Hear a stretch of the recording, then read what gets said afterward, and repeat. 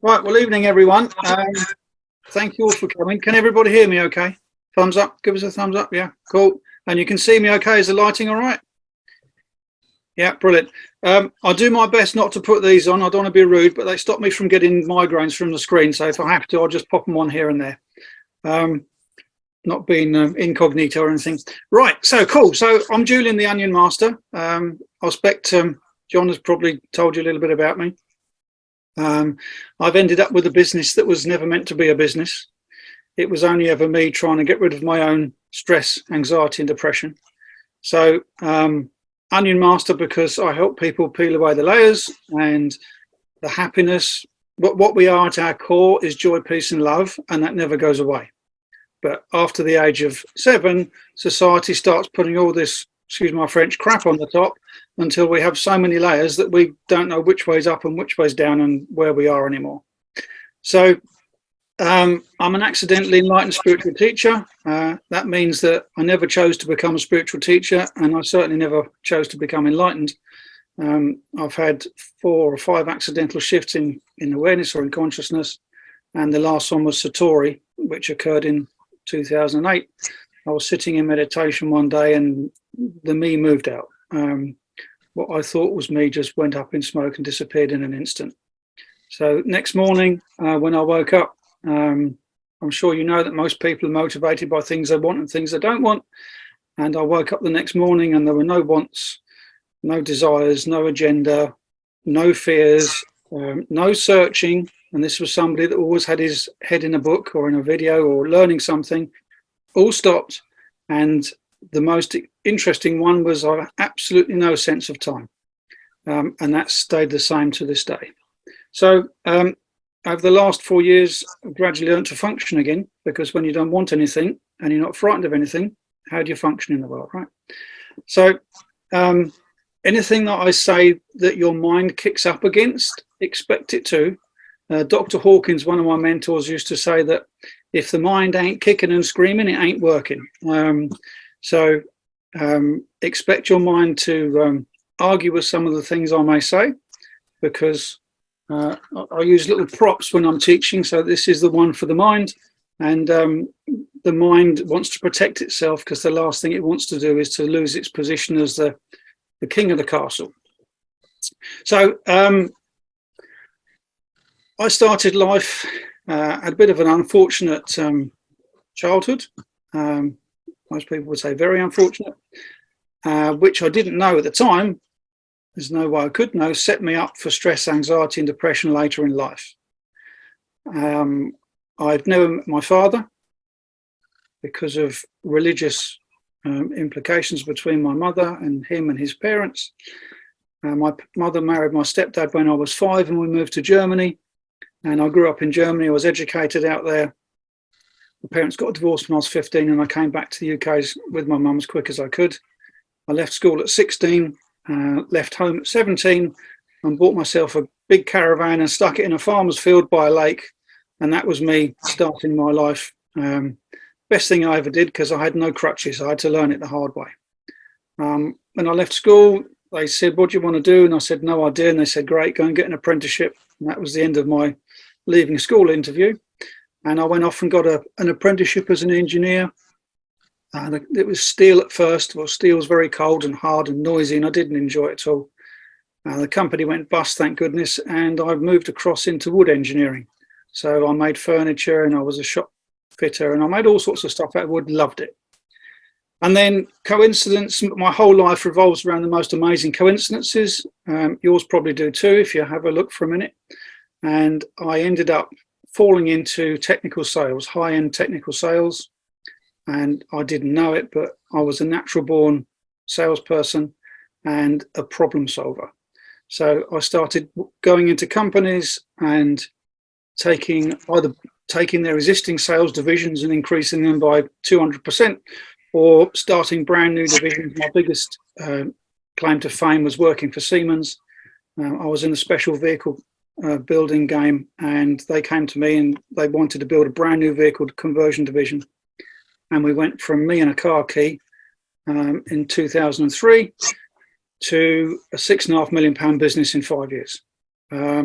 So sounds all good, making shed loads of money. I had absolutely everything you could possibly want, but it was extremely stressful. I didn't know how to handle it, so that became anxiety. I didn't know how to handle that, so that became depression. And in 2008, I lost the will to live, which, as I said, made no sense whatsoever because I had everything anyone could ever want. So I'd been into personal development for 20 odd years, very heavily so. None of that helped. Growing up in Germany, I'd seen a few people commit suicide, and it's really not nice for the people that are left. So I thought, I can't do that to my family. I've got to find a natural way out of this. Now, I've never believed in doctors or medication or therapy or alcohol or drugs. I'm a very, very basic living person. I eat when I'm hungry, sleep when I'm tired, and drink when I'm thirsty. And I started to look outside of the box. So I looked into NLP, EFT, life coaching, hypnosis, yoga, Reiki, and not just look at it, but actually full on do full courses, get qualifications.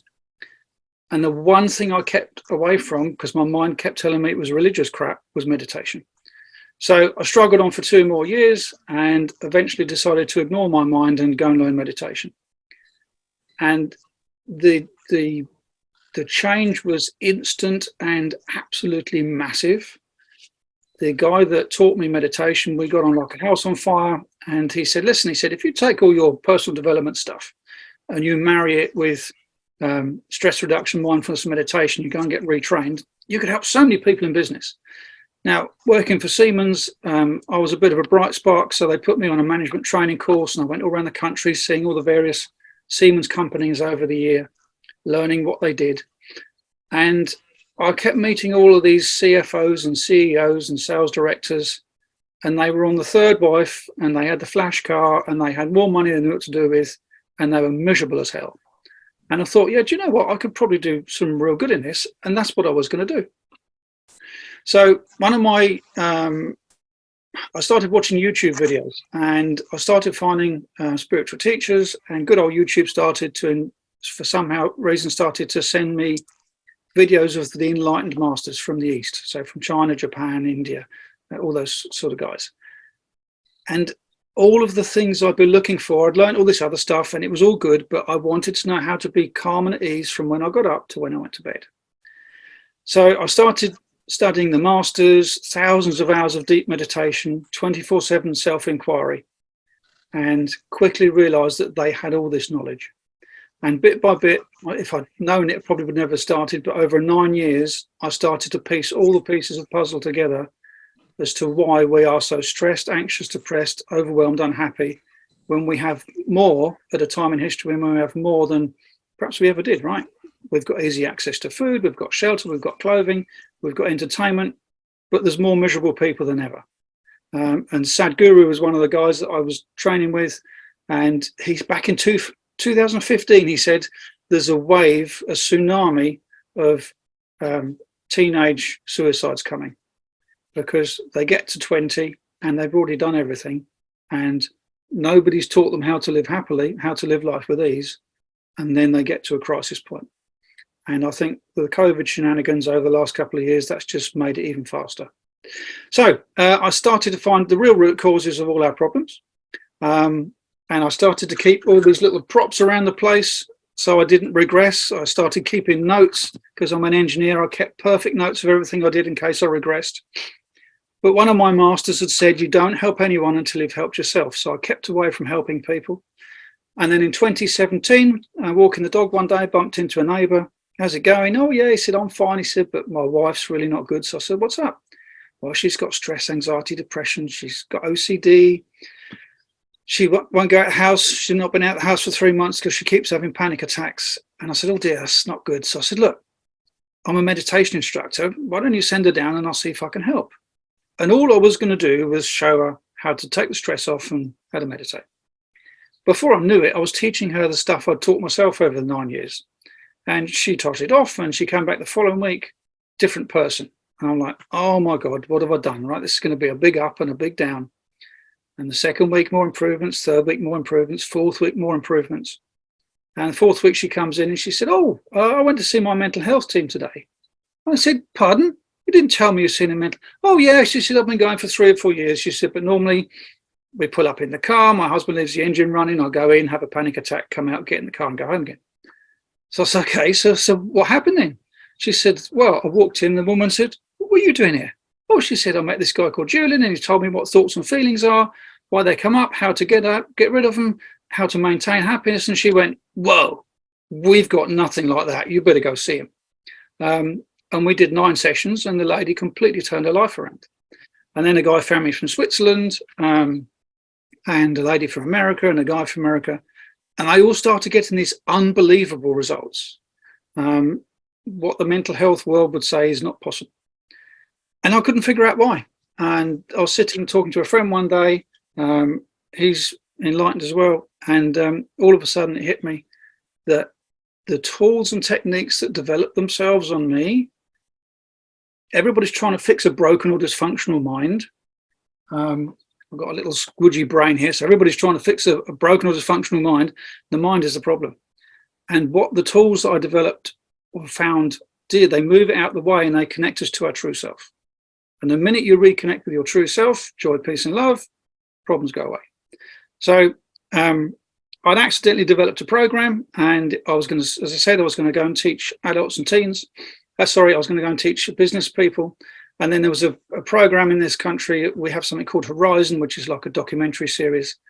And this is in the days when we still had proper investigative journalists. And this guy had gone to town on drugs companies and he found all the falsified results. And he found that there were 13 drugs they give teenagers in this country for depression. And they all cause suicidal tendencies. And I remember sitting there thinking, this is wrong. And they were interviewing all these mums and parents. And there's this one single mum and her daughter was about 13 or something, pretty as a picture. And she said, look, I'm going to take you back to the doctors because you're not getting any better. And she said, oh, no, don't do that because mummy just pushes up the medication and then I feel worse. And she said, well, I don't know what else to do, love. So she dragged her daughter back to the doctors with the best intentions. He pushed up the medication and 3 days later she killed herself. And it was heartbreaking. And then the following week, there was one on about university kids and they're being interviewed and they're talking about their stress, their anxiety and their depression. And as they're talking about it, my mind was going, this would solve this, this would solve this, this would solve this. And the program finished and it was like, you idiot. This is for young adults and teens. Because if they learn this at an early age, they'll never struggle with stress, anxiety and depression like so many of our generation have. So that's how the program came about. And I've come up with a little journey map that people follow. So John, can I share screen and flick onto my presenter? Oh, where's he gone? Where's he gone? Host there now. Hold on a second, and you'll be able to work away. Yeah, Julian, you're a host now. You can work away. Cool, that's fine. So I'm just going to share my screen, guys. So here we go. Share. Cool. Right. Can everybody see my screen okay?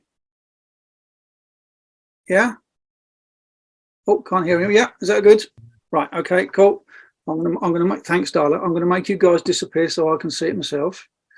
Right, okay, so when I was at my worst point, I just wanted to be happy and I wanted to enjoy life.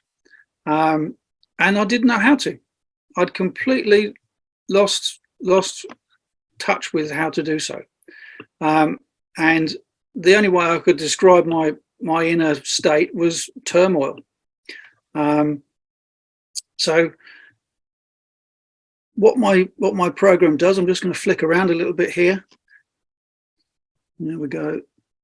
Right, here we go. So happy only living. Oh, by the way, thrilled to be part of UrVeda. Thank you, John. So these are skills to stay happy and enjoy life. Nobody ever teaches this stuff. Just they don't teach us about nutrition and finance in school, right? So this allows people, you can take your happiness and mental health to the highest level. If you go onto my website, this is the picture that you'll see. There's some blurb there and hopefully a little bit of intrigue. So, as I said earlier, at a time when we've got more things than ever, there's more people that are stressed, anxious, depressed than ever. and how many people are faking happiness. Since this faking happiness idea popped into my head, and there's a crazy onion, as you can see. He's walking around telling everybody how fine he is, and that was me, right? I was trying to hide it from my wife. I was trying to hide it from my boss so I didn't get fired, and that just added even more pressure. So fine, I'm sure you know, stands for feeling inwardly negative every day. And we're all running around. I've just done a mental health first aid course recently, and the figures of people that actually think about suicide are horrific. And the amount of people that are depressed is just unbelievable. So we were all born happy.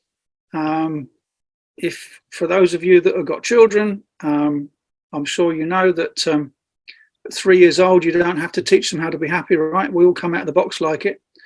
And if you look at a young child, I've got 4 grandchildren. So I've learned more from them than I have from my from anything else in life, and my dogs as well. They're kind, happy, loving, trusting little souls, right? They believe anything you say, you know, Santa Claus, Tooth Fairy, all that sort of stuff. And they just go along, they handle life, they go with the flow, right? They don't judge anybody, they just go with the flow. And I kept looking at my grandchildren thinking, hang on a minute, they're 3 years old, they're 4 years old. We were all like that once. So that was a big eye-opener. And I came up with this little map. So if you look at the bottom of the client's journey, that's where we start off. So where are you now? Feeling stressed, anxious, depressed, overwhelmed, unhappy, or believing you're not good enough. The amount of people that come to me that have got a I'm not good enough program is shocking. And I discovered that this comes about because there's a misunderstanding between the old animal brain that's still in the back of the head and the modern brain at the front. So the V12 and the cart horse, if you like. So helping people understand that immediately gets rid of that one. Now, where do we want to be? We all want to be at mastery, which is at the top there, the purple box. So living from what I call real you and going through life calm, happy, confident, and productive, and enjoying life. What's the point of being here if we're not enjoying it, but nobody's ever given us the skills? So, done that one. So here we go then. So the first step of my program, it's a 3-step program. So how did I get into my unhappy mess? How do I get out of it? Step 2. And how do I stay out of it? Step 3. So I'm just going to blow this box up. So I'm an engineer, and the first thing you learn in engineering is you can't fix a problem unless you understand it fully. Yeah. So to be happy, you've got to understand these 5 things. First of all, mind, thoughts, feelings, and emotions. What are they? Why do they come up? And how do we get rid of them if they're bothering us? Stress, anxiety, depression, fight or flight, unhappiness. Again, what are they? Why do they come up? Surprisingly, they come up to help us, right? Everybody goes, no, they don't. Yeah, they do. They come up to help us. But we don't know what to do with them. So therefore, they remain unmanaged and mismanaged at best.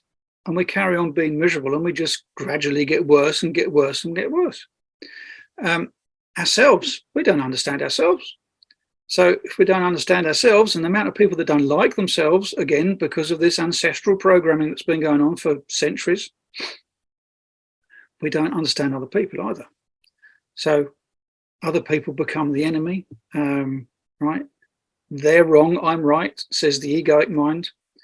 And the whole damn thing is just a powder keg for unhappiness.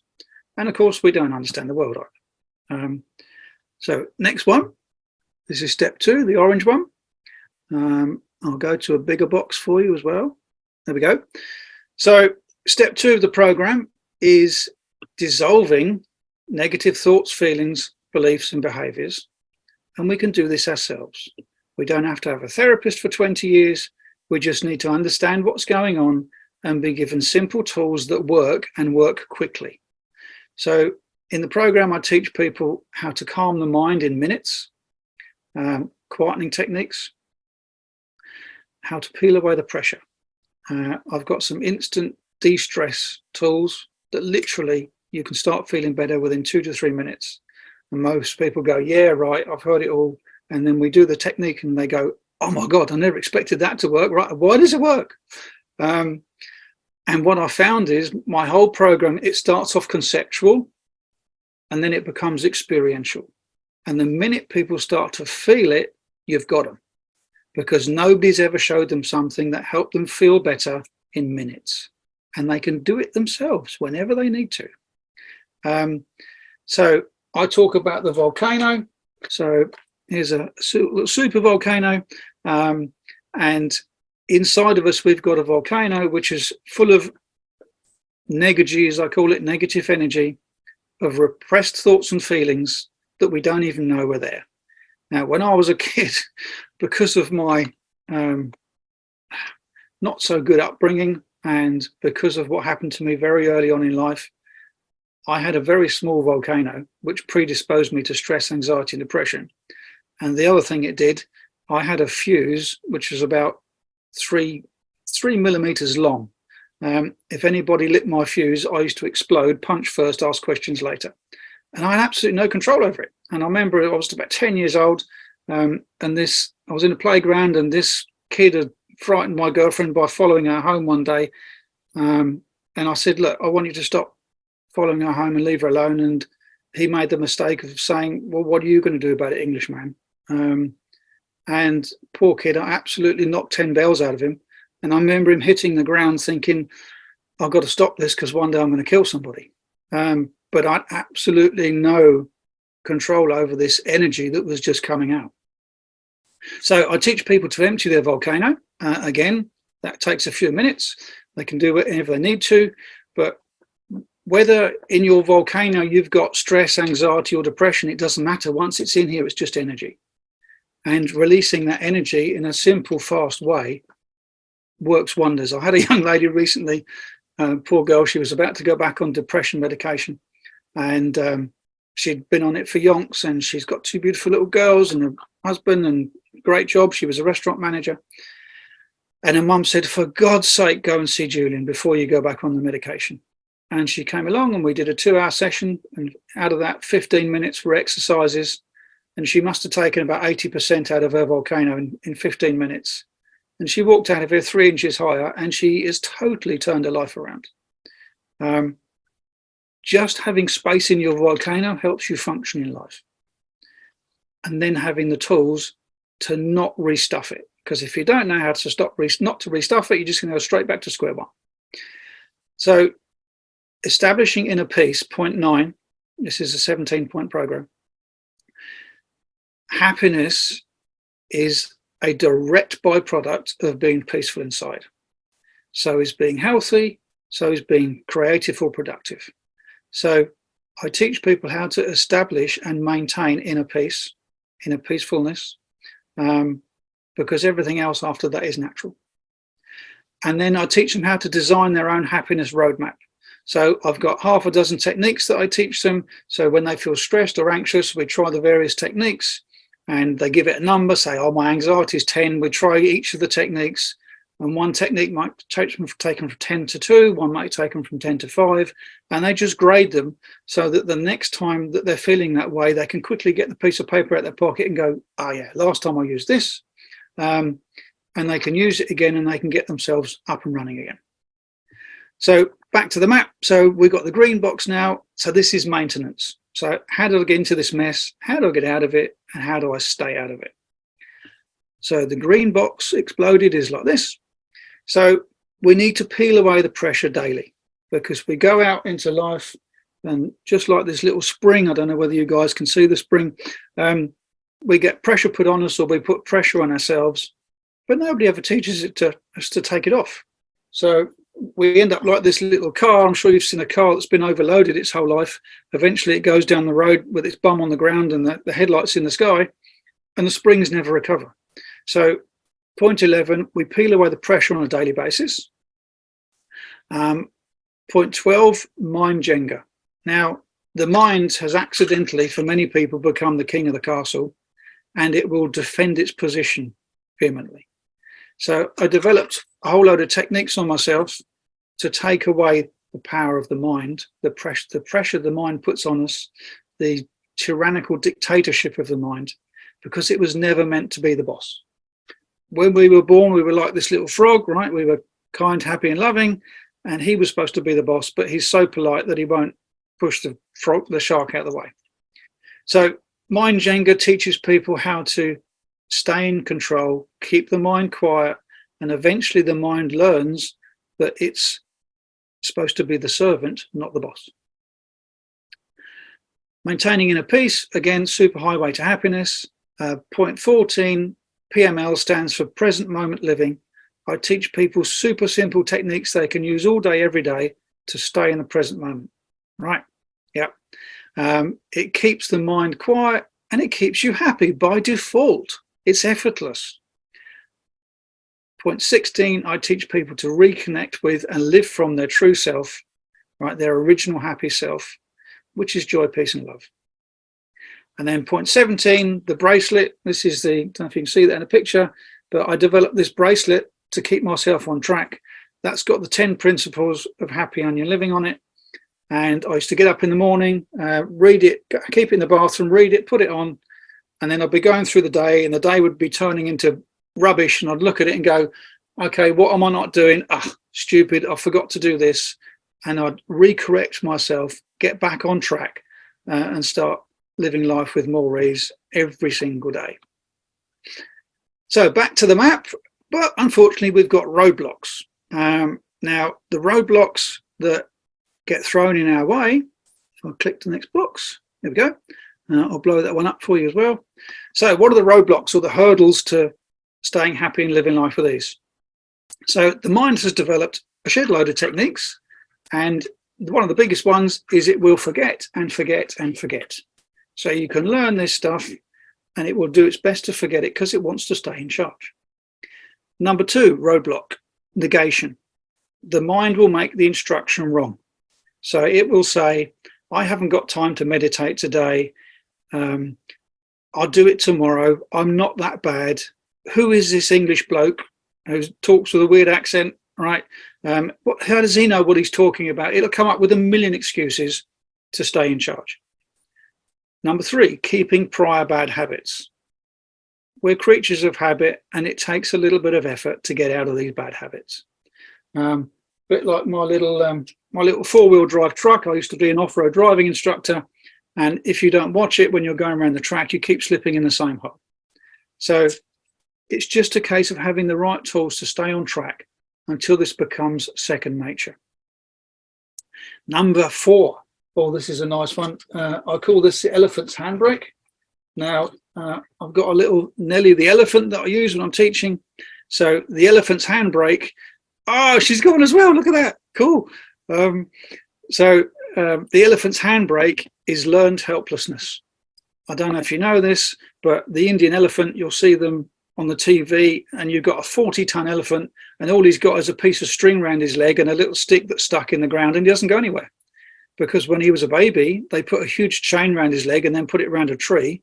And every time he pulled, he learned he couldn't go anywhere. And we humans, many people have been stressed, anxious, depressed for such a long time. We stop trying because we believe, because everybody else is like it, there's no way out of it, right? And all the people that end up on my doorstep, they've tried everything. The amount of people that have told me, I've had counselling, I've had therapy, I've had medication, it's a load of crap, it doesn't work. I wish I had £1 for everyone that said so. It doesn't work because they don't understand the real root causes. So back to engineering principle number 1, until you understand the problem, you can't fix it. Number 5 is a nasty one, other people's opinions, right? I remember when I first learned meditation, I came home and I was feeling a bit stressed and said to my wife, I'm going to go and sit down for a minute and do some meditation. Oh, you're not going to do that crap, are you? Right. Thanks for the encouragement, sweetheart. Best thing she could have done for me, because anybody that ever doubted me, that was like red flag to a bull. That right, I was just going to prove everybody wrong. So I'm the what do they call it? I'm the all-out guy, right? All-out Sam, as they say. If I get into something, I want to know everything about it. And then the last one, identity crisis. So many people feel lost, right? Us blokes, what is it? Midlife crisis, right? Harley Davidson, girlfriend in the office, blah, blah, blah, destroy your life because we don't know what we are and nobody's ever given us the tools to stay happy. So where we really want to go, we want to go to mastery. We want to be calm, happy, confident, productive, and we want to enjoy life. So it comes back to mind, thoughts, and feelings. We need to be understanding them and mastering them. And the Happy Onion program, I'm turning this into a movement so that young adults and teens can learn it. I've just had some t-shirts designed and it says happiness skills with a big green tick, pass them on. So I want kids to learn it, use it, teach it to their friends so it spreads like wildfire. All of the other therapists are going to hate me because in 5 sessions you can learn all the tools to do it yourself, and then people just come up for top-ups now and again if they fall off the wagon. So how am I going to do this? People can get the Happy Onion toolkit. I do one-to-one mentoring, been doing that since 2017. I'm writing a guidebook, which is the Human Instruction Manual for Living Life with Ease. There's going to be a small pocket book kids can put in their pocket. There's going to be an app, card game I'm making at the moment. We're then going to make that into a board game. There's going to be a cartoon series for young children. And as I said, we're going to turn it into a movement so these kids can help themselves. This is a quick draft of the game box. And this is a quick draft of the game board. And that's my little presentation done. So I'll stop the screen share. And then if anybody has any questions, we can have a bit of fun. Stop screen share. Right. Cool. So did any of that make any sense? And yeah, cool. Thank you, Jane. And any questions, please? Just unmute yourself and fire away.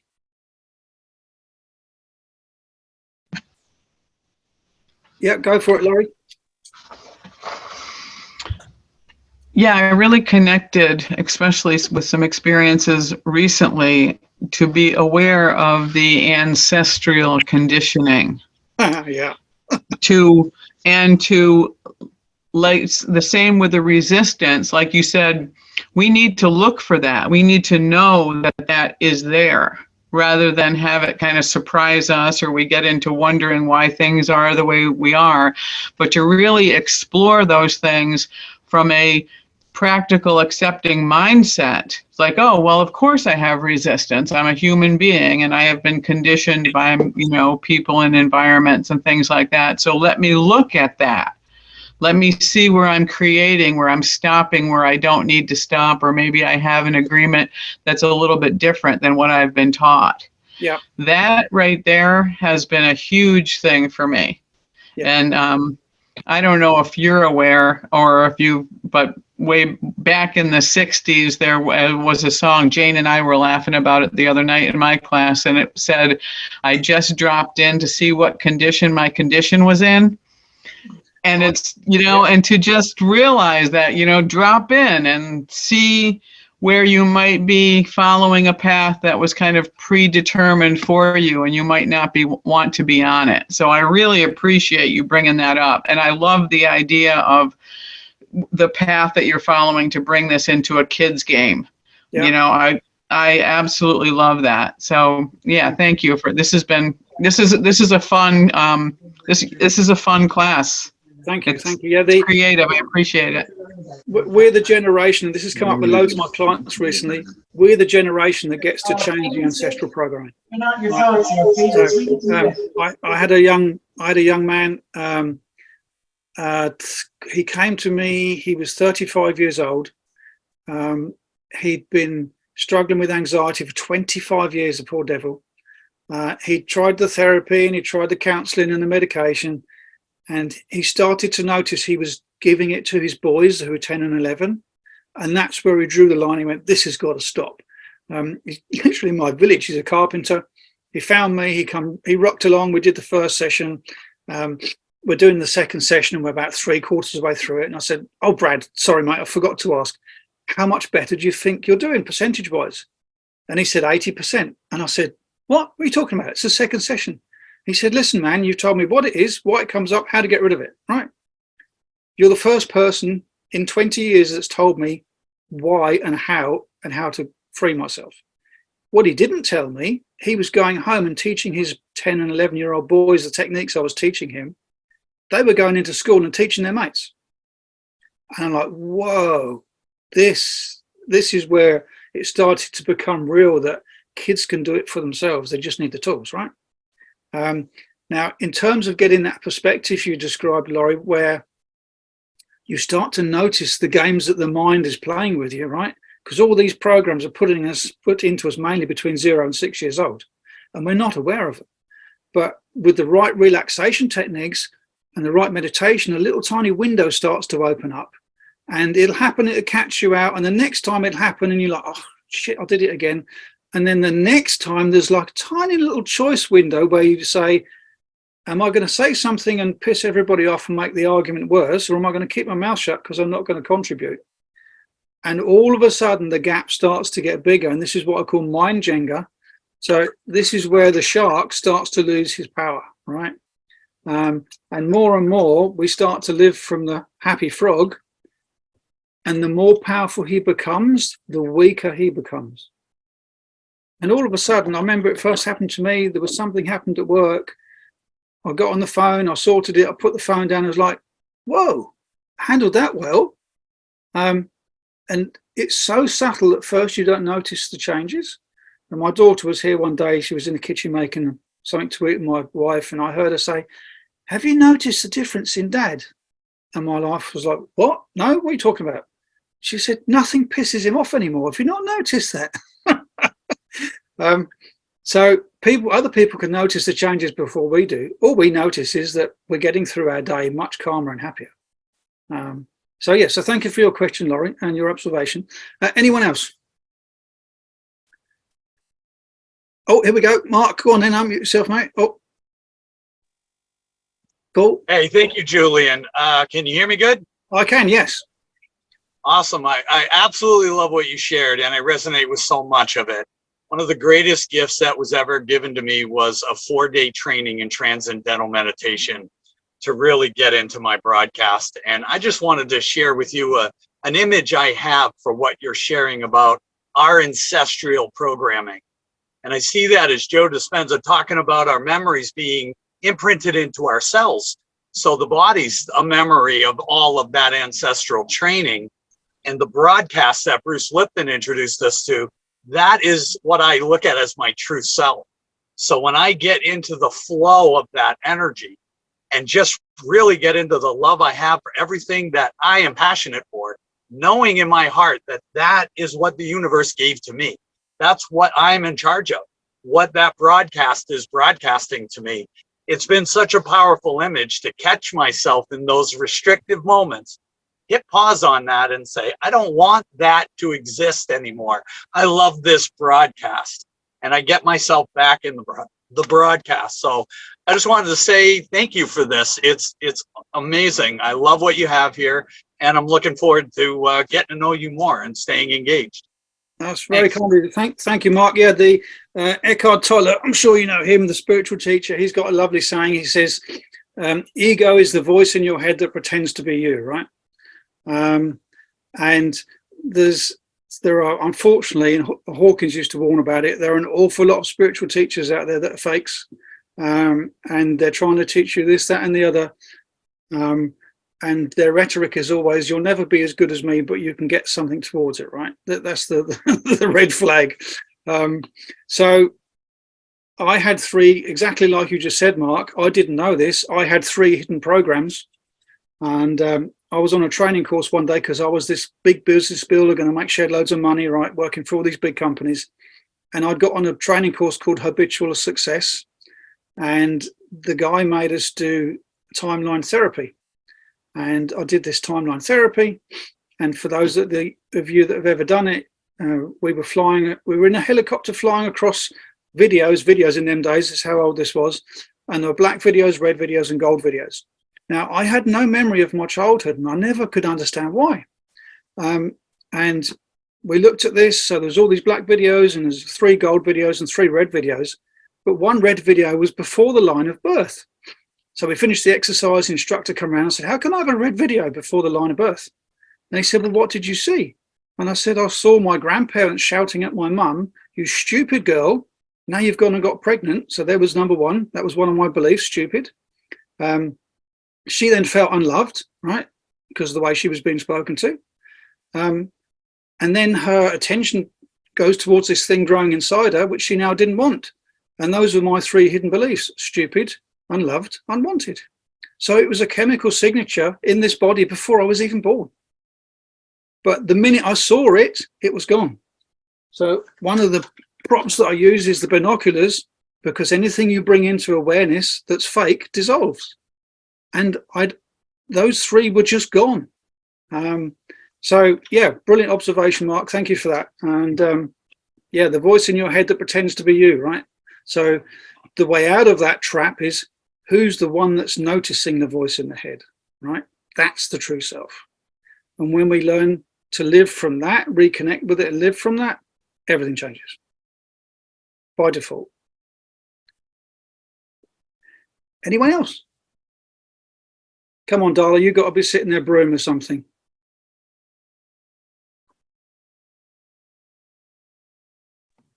I could speak all day long on everything you just said. So, I mean, I really didn't want to say anything because I want you to have your show. Cool. Thank you. Seriously, everything that you are saying really has a whole lot behind it. And really, you will be creating major transformations for people because of what you are teaching. And you are bringing it to a core level, which is absolutely beautiful. And that is what's necessary for the world.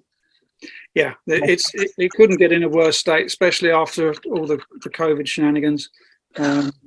Mental health was bad before that. Now it's just destroyed. Now, I don't know what it's like in your country, but over here, apparently, it can take 10 years to get help, and then the help doesn't work, right? So what's the point? Exactly. It's just running around, letting them repeat themselves and never actually settling anything or giving them any resolutions to actually being able to solve their own issues. No. And it's not working. That model does not work at all. Because they don't understand themselves, because everybody's got too detached from true self, right? We've gone in the wrong direction for too long as individuals and as a society. And I didn't know this. I got put onto this lady that needed my help, and we started coaching, and we're about 3/4 away. And I thought, oh, idiot, didn't ask her what she does. And I said, by the way, sweetheart, what do you do? And she said, I'm a psychotherapist. And I'm like, oh my God, she just told me all these things that she was struggling with. And I realized she hadn't got a damn clue how any of this works, right? So I thought, I'll give her benefit of the doubt. I thought perhaps she's just started. So I said, how long have you been doing it? Oh, for 15 years. I'm like, oh my God. So we got the blind leading the blind, right? Yes. Oh my gosh, yes. Yeah.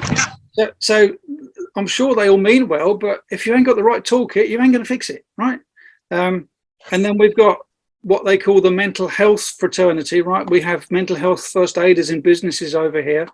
And all it is, it's a tick box exercise so the company can cover its arse and doesn't get sued when somebody goes off with mental health issues. And the whole thing is directed at pointing people to somebody that tells you to pick up the phone and ring the doctor who's going to give you medication, right? So it's just a money-making loop. So I'm going to be the therapists and the pharmaceuticals' worst nightmare, because I teach people how to sort themselves out. Join the club. Join the club. So, I was the floor runner, everybody. Hi, let me just go ahead and introduce myself. Let me just be the one that just breaks the mold and says that's enough. Let's do it. Literally, that's what we're here for. That's why we're visionaries. That's why you have the engineering spirit about yourself in wanting to create a brand new model. It's a system that works, and it works quick if you're ready to help yourself, right? Yes. You have to make the decision, though. You have to make the decision. Yep. Yeah. You've got to make the decision. Most people come to me and say, I'm not living like this anymore. What have I got to do? Right. They're the 8 out of 10s. They get on it. Because it's so quick, they feel change in the first session, and that gives them the encouragement to carry on. Yep. I actually, just so you guys know, if you're really doing transformational therapy, give the first one for free. Yeah. Take them through one simple problem that they have, a simple one. It doesn't even have to be hard. If you can resolve one simple problem, they're going to completely trust you and come back and go, okay, how do I fix the big stuff? Because you helped me get rid of that one. I had a lady a little while ago. She came to me. Her main thing, poor girl, she'd had 11 deaths in 18 months in her family. So you can imagine the mess she was in. Yes. Poor girl. And one of them was a husband, and she had 3 weeks' notice. So she was really in pieces. But her biggest thing was she couldn't sleep. And she tried everything, blah, blah, blah. And I gave her this little tiny technique, and I could see in her eyes that she didn't believe it was going to work. Next morning, I'll get text, "You are a miracle worker." So I said, "What?" She said, "I slept all night," right? And she booked I think she booked the second session on the bus on the way home from the first session. Because it was the first thing that anybody given her that she felt the change. So if they come in and they've got a volcano inside them and they're at number 10 and you take it down to number 5, they're sold. Right? I do want to actually sort of, I'm going to bring you a situation, and it's part of my life that I'm dealing with right now. I have a child who has a condition that has been diagnosed and has been treated for being a sociopath. That's the dynamics. That's the reality. That's the truth.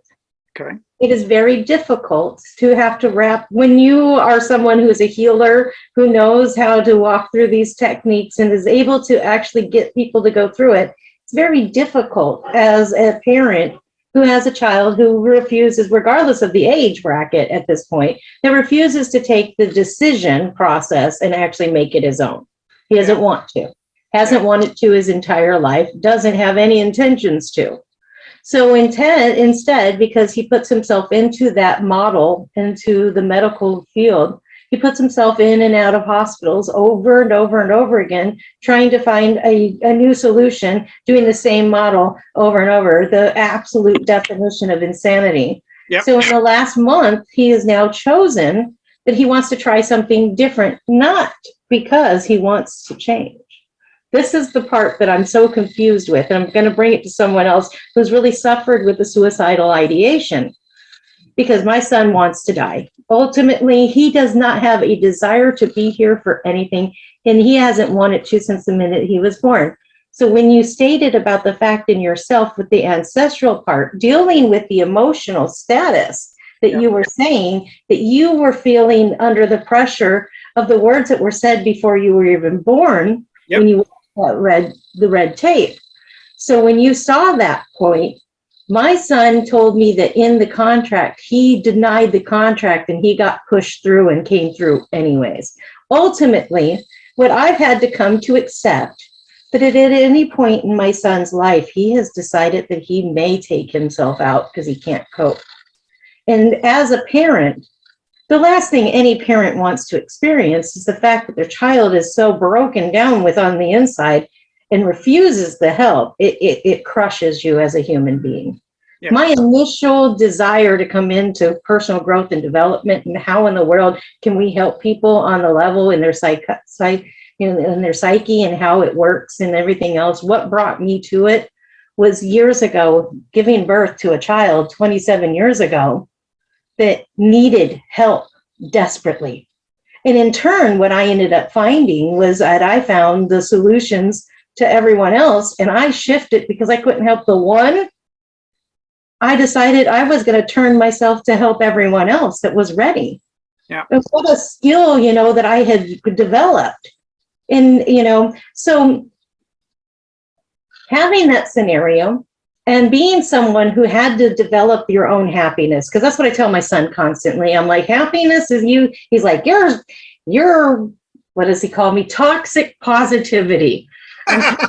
Positivity. I'm like, okay, whatever. Well, I'll be that one. That's fine.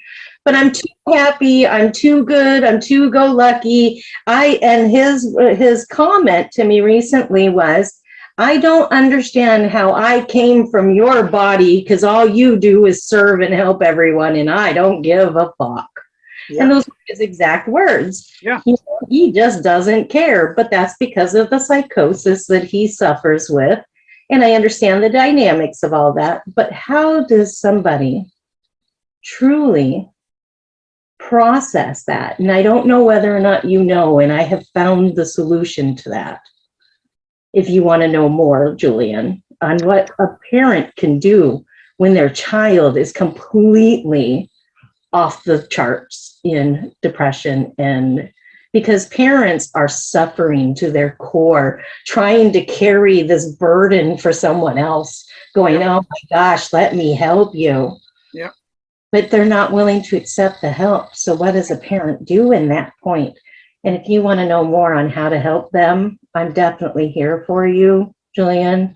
I would gift you that information because you are diving into that place. And if you need any help in that, I'm here. Yeah. Well, let's have a chat about it, because I've actually, through my own journey, got to that point. I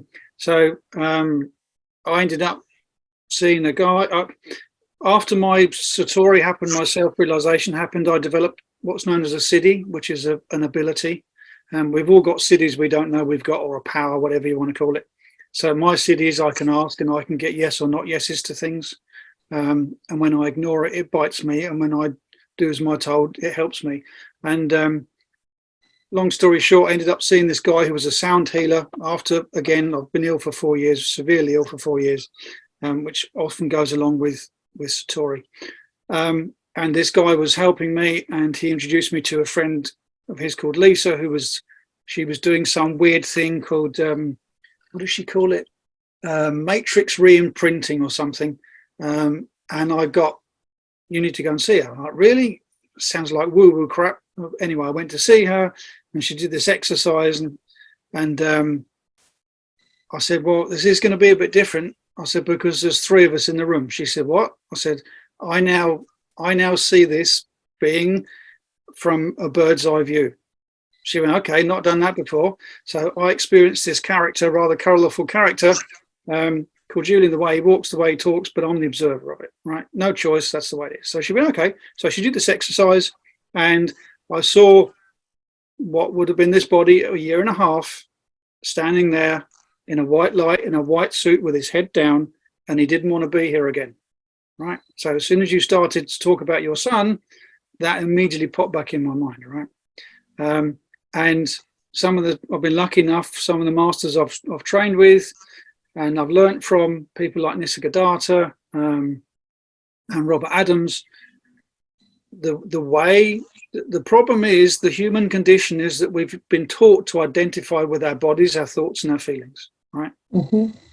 That's the biggest problem. So the human condition is that. The minute you understand that you're not your thoughts and feelings, so there's me here and there's thoughts and feelings over there, you're already halfway out the problem, right? Now, Hawkins used to call us, what he used to say? He used to say we are involuntary witnesses, right?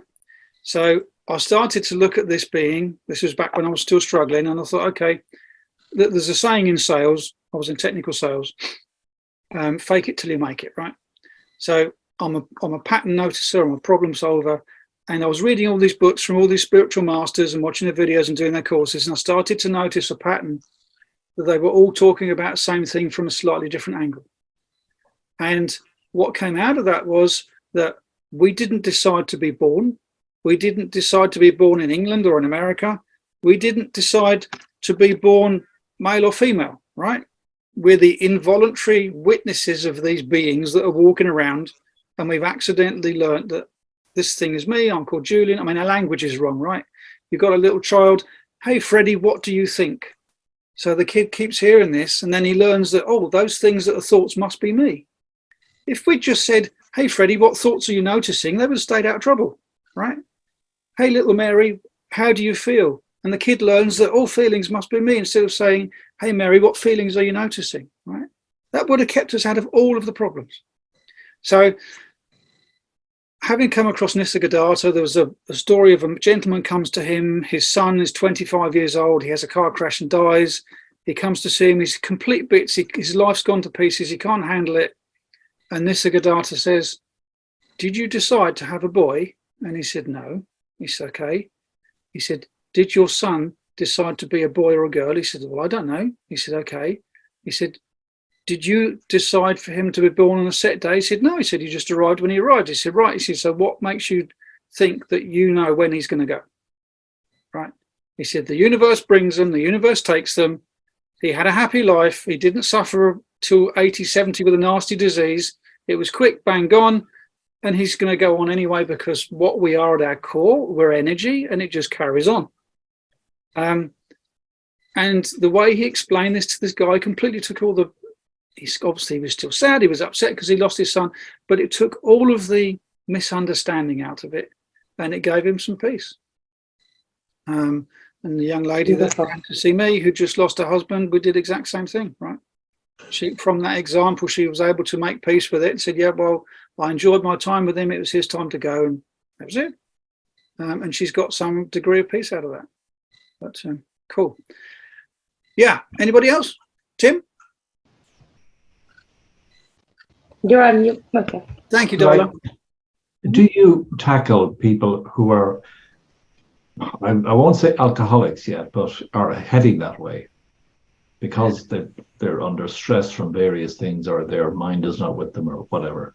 Yeah. I actually had a client who came to me, a lady that wrote a book, and I got to know her on a training course, and she came to me one day and she said, my son is in serious, serious trouble.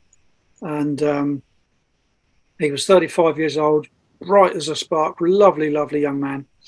And when we sat and looked into it, again, we went straight back down the ancestral rabbit hole.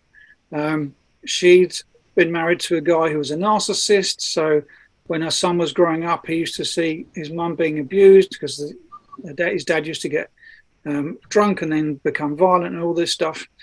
And she got rid of him, and then she got another husband, and she went through the same damn thing again, another narcissist. She got rid of him when the boy was 5. She brought the kids up on her own, 2 daughters and a boy. And everything was rocking along fine. He met this beautiful young lady. They'd been together a year. She became pregnant. And the minute the baby turned up, his dad's behavior turned up. And it was like, Jesus, the mum saw it coming and said, anything you can do to help him. So the boy came along, and I taught him to meditate. I taught him how to get in touch with himself, to go deep. And within a very short time, and within days, that little gap that I spoke about opened up, and he would see his behavior coming up, and he'd go, no, I'm not going to do what my dad did. And he would stop it there and then. And he became really good at it. Everything was starting to sort itself out. He then changed his jobs, and the new company he went to work for, the boss lovingly called himself a beer monster. And he said, come on, we're going to go for a drink after work. And because he was a new boy and he wanted to fit in, he went off with the bloke, and they got drunk, and all the behavior came back, and he destroyed his relationship, and his girlfriend took the baby and went back home to her parents in America, wherever they lived. Now, I've spoken to several people that have had these issues, and I had a guy who was into drugs and alcohol because the alcohol wasn't giving him enough of a boost anymore. So he then started taking drugs as well. And funny enough, that's what happened to Dr. Hawkins, one of my mentors. He was actually dying in hospital of drugs and alcohol poisoning. And he'd been raised as a Catholic, and then he'd lost his beliefs, and then he got them back again. He'd lost them again. And he was laying in hospital dying. And he said, like, okay, if there is a God, I'll ask him to help me. And he had spontaneous enlightenment. But all the people I've spoken to with these issues, when you can get them to sit down and look at it, what they're actually trying to do is they're trying to get away from thoughts and feelings. That's it, right? So some people drive too fast, some people eat too much, some people have too much sex or watch TV, or whatever they do, binge watch TV. They're trying to get away from thoughts and feelings. So by understanding thoughts and feelings and learning techniques that make you so quiet, I call it still point. I've got a technique that takes you to still point in 20 minutes. I've had so many people now, they come in, I make them fill in the form, how stressed, how anxious, how depressed, 1 to 10, and they're all 10, 10, 10. And then we do this still point exercise, and they'll go to 0. And they open their eyes and they go, what the fuck did you just do to me? Yeah. Well, I didn't do anything. I just showed you the off switch, right? And once they know there's an off switch, and once they get to that point where there's just enough gap where they can see all those thoughts and feelings and there's me, they're home and dry. It's just a matter of time. Providing they keep up the exercises until it becomes a new habit, then peace comes in. They're able to handle this stuff. The problem that they were trying to get away from with alcohol, the problem with alcohol is it takes you below the mind, right? Proper meditation and proper relaxation techniques take you above the mind. So you might feel great for a little while, but you're going down the rabbit hole and it's becoming more and more ingrained. Yes. So yeah, I'll help anybody I can, if as long as they're ready to help themselves. That's the only criteria. I absolutely agree with you, because that could be the major problem. Yeah. How to get somebody to stand in front of you. When are you starting? When will you start your sessions? Well, I've been teaching since 2017. So anybody that wants me, here I am, guys. Just go to happyonlyliving.com and send me an email or something, or find me on LinkedIn, and I'll help anybody I can. But they've got to be ready to help themselves. Yes, I agree. I'm too old, and I haven't got the energy to convince people that it's possible. Yeah, thanks for your question, Tim. Jane, did you want to go? Yeah, yes. Welcome, Julian. It's so good to have you here in UrVeda. And what you're saying is so tremendous. You're breaking up, Jane. Do you want to? Don't give your computer a slap. Give your computer a slap. Oh. That's better. That's it. You know what? I came unconnected. Oh, cool. Oh my God. It's stable here. It's just I'm stable. It's the computer. Bad joke. Anyways, so go forward with UrVeda.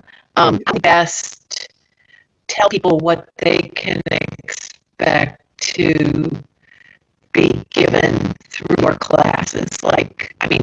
Everything you said here resonates with all of us, and we love it. But how? Oh, I've accidentally muted you. Can you unmute yourself again? I pressed the wrong button, Jane. Sorry. Oh, have we still got you? Okay. Yeah. Oh, you're back. Cool. Yeah. I'm back. Yeah. You're back. Go for it. I've told so many people about your coming into UrVeda and explain you as the happy onion peeler, and how it's about peeling oneself and the many layers that we are, and so on. But going forward, how best would I describe what the classes might consist of? If you want a short description for what I do, I teach people to reconnect with their original happy self and the skills we had when we were younger to stay calm, happy, and live life with ease. Right? That's it. Beautiful. We're not learning something new. We're just relearning something we came out of the box with. Right? Absolutely. I'm just really fortunate that because I've got a simple mind. When I got into engineering, I was always the first one to take complex things and make them simple, because then I could understand them. I just did it for me. It was just a personal thing. And then people started to come to me and say, hey, the way you explained that, I really got that. And people started asking me to do trainings, because you can take something really complicated and make it simple. And that turned into one of my superpowers. So all people are going to do, providing they're open and they're prepared to put the effort in, they're going to learn how to empower and free themselves from stress, anxiety, depression, whatever label they've been given, they can sort it. Right. I had a guy recently, he was described to me as psychotic. He wouldn't even come on a video call. We had to do it over the telephone, the old-fashioned way. And we got talking, and I quickly worked out he was an engineer, he was a motorcyclist like me, so we had loads of stuff in common. And all that had happened was he had grown up with, does everybody know what a datum is? D-A-T-U-M? No? Okay. So if you're building a house, you have to have a flat surface both ways, right? That's called a datum. That's where you start. If you're an engineer and you're making something, you have a flat steel plate, and everything goes from that flat steel plate. So that's your datum point.